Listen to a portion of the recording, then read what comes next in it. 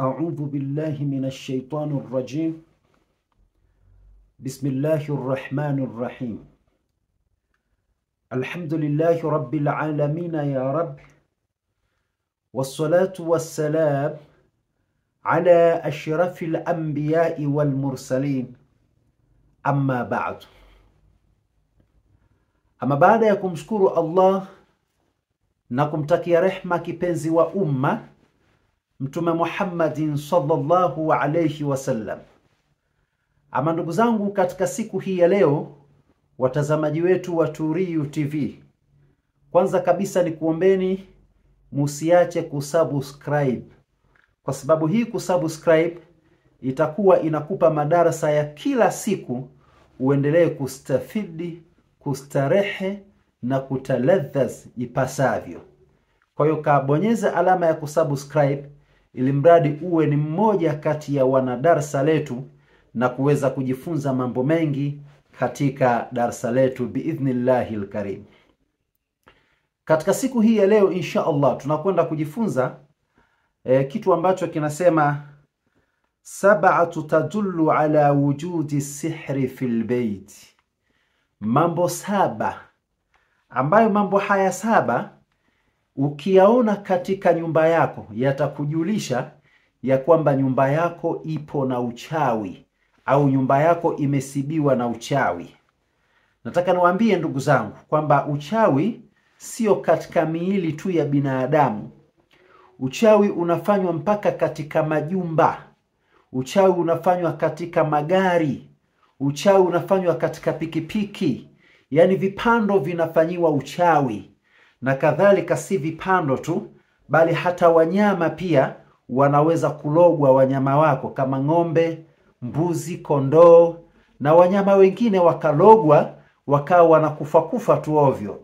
Au mifugo kama kuku, bata, kanga na mifugo wengine wanaweza pia wakafanyiwa uchawi. Kwa hiyo uchawi sio tu katika labda binadamu, la, bali uchawi hata katika kitu ambacho hakiwezi kusema na kufanya chochote kinaweza kikalogwa pia. Sasa ukiziona alama hizi na ukizifahamu vizuri, basi utambua kwamba nyumbani kwako kuna uchawi na unatakiwa ufanye juhudi kubwa sana ya kuhakikisha kwamba utafanya njia yoyote ya kuhakikisha uchawi unatoweka katika nyumba yako. Hiyo ndio itakuwa kitu salama na safi juu ya kuweza kubaini kwamba katika nyumba yangu kumbe tulikuwa tunapata dhiki na shida, lakini yote haya yalikuwa yanasababishwa na kitu kinachoitwa asihr, yani uchawi. Sasa moja kwa moja hebu twende tukajifunze hii elimu ya kuweza kubaini uchawi ambao umejigubika katika nyumba yako. Jambo la kwanza tunasema kwamba awaluha, jambo la kwanza kabisa la kujua kwamba nyumbani kwako kuna uchawi, tunasema dhuhurul hasharati fil bayt. Dhuhurul hasharati fil bayt bishakli mukhtalifa, ni kudhihiri wadudu wa aina tofauti tofauti katika nyumba yako. Nikisema alhasharati ieleweke vizuri, katika lugha ya Kiarabu kuna hasharati na kuna hasharati, yani bilhau walhau. Kuna bilhai, bilhai walhai.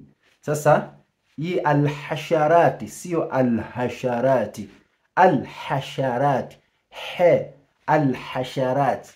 Sasa msije mkanikosoa mkasema mbona unakwenda kinyume na lugha. Hii ni alhasharati, sio hasharati. Ikiwa hasharati ni kitu kingine, hasharati ni kitu hichi ambacho tunachokikusudia. Kwa hiyo dhuhurul hasharati fil bayt bishakli mukhtalifa, kudhihiri wadudu wa aina tofauti tofauti katika nyumba. Aina tofauti tofauti katika nyumba, kudhihiri wadudu. Mathalan katika nyumba yako mara umemwona nge, mara hujakaa sawa kaonekana panya, mipanya isiyokwisha, na ukitia dawa mipanya haiishi, mijusi ile katika maukuta mbali inatokea, mara vidudududu dogo vipo vingi, mara kumetokea nyoka, mara kapita katokea panya. katokea mjusi, katokea mdudu fulani. Basi ukiona aina ya midudu mara kwa mara katika nyumba yako inadhihiri, basi tambua kwamba katika nyumba yako si nyumba salama, bali humo kuna matatizo ya uchawi. Nyumba yako imekwisha logwa. Nini cha kufanya ili mradi kuweza kuinusuru nyumba yako? Insha Allah uko mwisho tutaeleza njia ya kufanya ili kuipatia nusura nyumba yako, uchawi upate kuondoka insha Allah.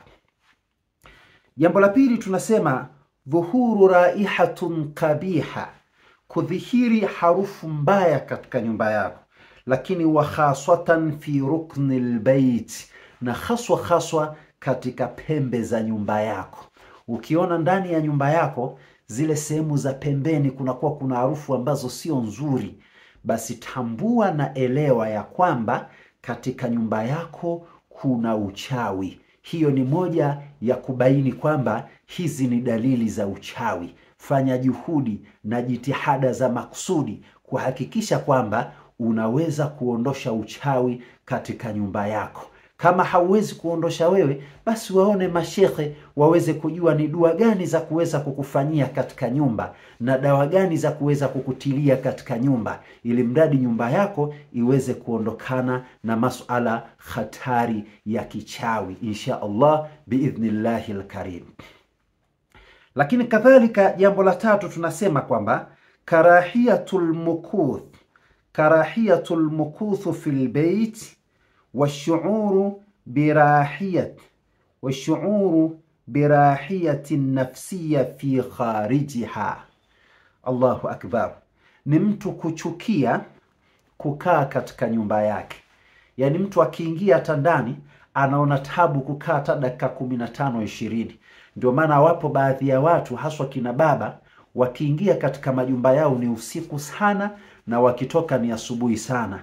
Wanaona raha sana kuishi katika nyumba zingine, kubaki makazini, kubaki mabarabarani na katika vijiwe vya kahawa. Wanaona safi kabisa kuendelea kuishi maisha ya kukaa nje tu. Yani huko wanajisikia raha sana. Lakini mtu akikaa katika nyumba yake dakika kadhaa anaichoka, yuko tayari kutoka tu akazunguruke tu uko nje, basi ndio raha yake na burudani yake.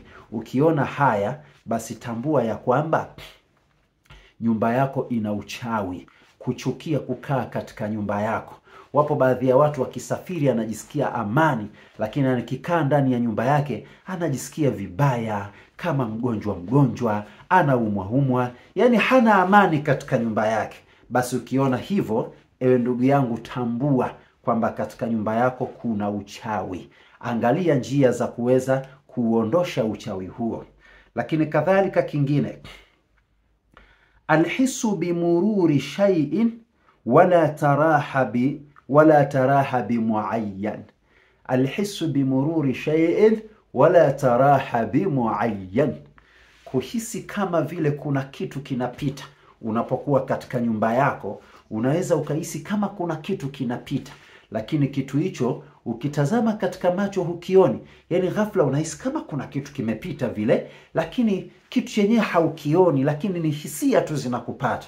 Basi ukipatwa na hisia hizo, ewe ndugu yangu, fa'lam annaka fi baitik, hakika katika nyumba yako kuna uchawi. Elewa kwamba katika nyumba yako kuna uchawi. Fanya juhudi za maksudi kuhakikisha kwamba utafanya juhudi za kuweza kuondosha uchawi huo, ili uishi kwa amani na usalama na mahaba katika nyumba yako.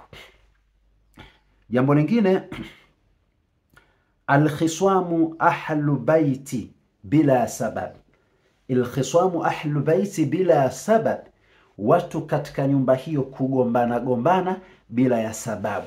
Yani mke na mume kugombana, mume na mke kugombana, mama na watoto kugombana, watoto na baba kugombana, watoto kwa watoto kugombana, au kama nyumba hiyo kuna wapangaji kugombana hovyo, au ndani ya nyumba hiyo watu katika nyumba hiyo kugombana na watu wa nje. Lakini mabalaa yote haya yanatokea katika nyumba moja tu. Ukiona katika nyumba yenu kuna kashikashi kama hizo, basi ndugu yangu, fahamu kwamba katika nyumbani kwenu, katika nyumba yenu kuna uchawi. Aidha ulipo pana uchawi, Fanya juhudi za maksudi za kuhakikisha kwamba utaondosha balaa zito linalogubika nyumba yako la kichawi. Ama jambo lingine pia, unapokuwa katika hiyo nyumba, basi kathratu ru'yatu ala thaabin, ru'yatu ala thaabin walkilab walqitatu saudai, ni kukithiri katika nyumba yako, kukithiri kuota ndoto za majoka nyumbani kwako. Yani mara kwa mara unaota nyoka, mara mweusi, sijui wa blue, mwekundu, sijui mwenye mistari. Yani kila mara kuota majoka, kukimbizwa na joka, au njia yoyote tu ya kuota ili mradi umemuota nyoka. Basi tambua kwamba katika nyumba yako kuna matatizo ya kichawi. Lakini walkilabi, kuota mambwa, majibwa mbali, basi nyumbani kwenu kuna uchawi, au nyumbani kwako kuna uchawi. Lakini kadhalika sio hivyo, kama hilo halitoshi, kuota mapaka. Lakini haya majibwa, haya majoka haya yawe meusi, mapaka yawe meusi, na majibwa yawe meusi. Ukiona unaota viumbe vya namna hii lakini ni vyeusi, basi tambua kwamba nyumbani kwako kuna uchawi, au nyumbani kwenu kuna uchawi. Fanya juhudi za kuhakikisha unautoa uchawi huo. Lakini jambo lingine la mwisho kabisa, ambalo ni jambo la 7 na la mwisho, tunasema dhiya ashya fil bait, kupotea vitu katika nyumba. Yani vitu vinapotea tu bila sababu. Yani sio kuibiwa tu, yani kwanza kuibiwa sababu moja wapo, lakini pia kupotea ni sababu moja wapo. Kinaweza kikapotea kitu pasipo kuwa na sababu. Nyumbani kwako pana uimara wa hali ya juu kabisa wa ulinzi, lakini kitu kinapotea katika nyumba bila ya sababu, basi usiwe na mashaka. Tambua kwamba katika nyumba yako kuna uchawi. Una haja ya kuweza kusoma dua, au usomewe dua, watafute mashekhe wa kusomea dua. Sasa naomba nikufahamishe ni dua gani ambayo ukiitumia itakwenda kuondosha uchawi katika nyumba yako. Ni hii dua ya Wasilatu Shafi. Soma Wasilatu Shafi nyumbani kwako. Wasilatu Shafi kwa wasiojua ni ile inasema: Allahu ya Allahu ya Allahu ya malja alqasid ya ghawthahu bismil ilahi wa bihi badina walau abadna ghayrahu shaqina ya habadha rabba wa habbadina وحبذا محمد حادينا لولاه ما كنا ولا بقينا إنا دعوناك استجب آمينا الله يا الله يا الله يا ملجأ القاصد يا غوثاه. Hiyo ndiyo Wasilatu Shafi. Utaisoma kuanzia mwanzo mpaka mwisho. Kisha ukishamaliza kuisoma Wasilatu Shafi, utazichoma dawa hizi. Dawa hizi zingatia sana, ili ni fusho maalum ambalo ninakufundisha utakalolichoma nyumbani kwako. Fusho hili litakuondoshea uchawi wote katika nyumba. Na kisomo hicho, chukua ambar abyad, ambari nyeupe. Lakini naomba ufahamu ambari inauzwa ghali sana. Kapunje kama cha muhindi unaweza ukauziwa hata 300,000 au 400,000, na sasa hivi gharama zimepanda zaidi. Kapunje kama cha muhindi. Kwa sasa wewe usihangaike kuchukua punje ya muhindi. Wewe nenda kanunue kapunje kadogo kama kamchanga. Lakini pia ukishapata kapunje haka kama kamchanga, chukua na kitu kinachoitwa haltiti. Chukua na dawa inayoitwa kibiriti asfar. Kibiriti asfar. Chukua hizo zote, changanya. Chukua na unga wa thaum, kitunguu thaum. Chukua na dawa inayoitwa almayatu saila. Chukua 100 saila. Lakini pia chukua na dawa inayoitwa salikha. Chukua na ubani unaoitwa uvumba. Chukua na ubani maka, yani huu tunauita ubani maka kwa huku kwetu, kwa kule kwetu Tanzania. Lakini pia chukua ubani dhukura, chukua ubani kandar, chukua almustaka, yani ubani mashtaka. Zote changanya kwa pamoja, alafu choma katika nyumba yako, kila chumba. Kama wewe umepanga, choma chumbani kwako, uondoe uchawi katika chumba chako. Kama ni nyumba nzima, choma kila chumba. Wakati huo utasoma hii dua ya Wasilatu Shafi katika kila chumba chako.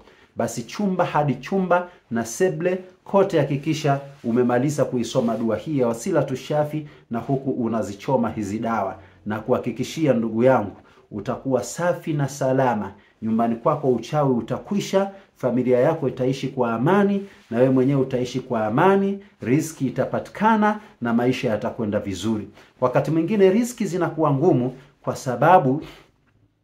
kwa sababu ya kuwa na majanga katika nyumba, kuwa na uchawi katika nyumba, magomvi yasiyokwisha ya mke na mume, matatizo yasiyokwisha katika nyumba. Basi inshallah tumia njia hiyo, itaweza kukusaidia. Ama kwa wale ambao pengine wanaweza wakasema sisi hatuwezi kuzipata hizi dawa au kuziandaa kuzitengeneza, mimi ninakwambia nitafute, nitakuandalia hizi dawa.